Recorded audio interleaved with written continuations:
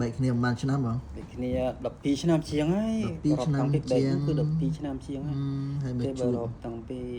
មិនបែកហ្នឹងគឺ15ឆ្នាំហើយ 15ឆ្នាំ 2015 16ឆ្នាំហើយ ហ្នឹងមានលោកខ្មែរមែនអត់បង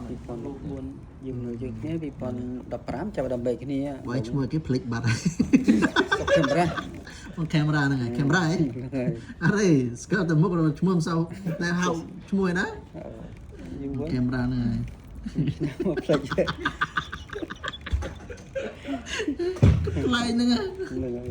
ឥឡូវមកជួបគ្នានៅនេះស្លាន់វិញ ឥឡូវបានមកជួបគ្នា15ឆ្នាំបែកគ្នាឥឡូវបានមកជួបនៅនីវហ្សេឡង់ ហ្នឹងហើយ ហើយឃើញមានហ៊ានហៅឯណា មានហៅណា ហ្នឹងហើយ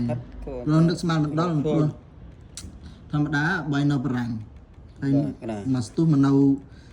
នីវហ្សេឡង់ឃើញលិចធ្លោអញ្ចឹងណាហ៊ានហៅ ផ្លេចដែរហ្នឹងហើយនឹកមកដល់នេះវិញ ហ្នឹងហើយ ស្មានដែរសួរដែរសួរខ្ញុំឃើញតាម Facebook សួររសួរបងប្អូនថាអូវត្ត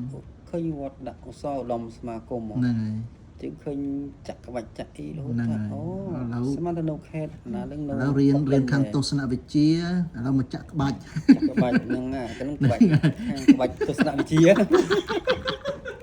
នោះ ទស្សនវិជ្ជា ទស្សនវិជ្ជាបានរកផ្លូវឃើញធ្វើ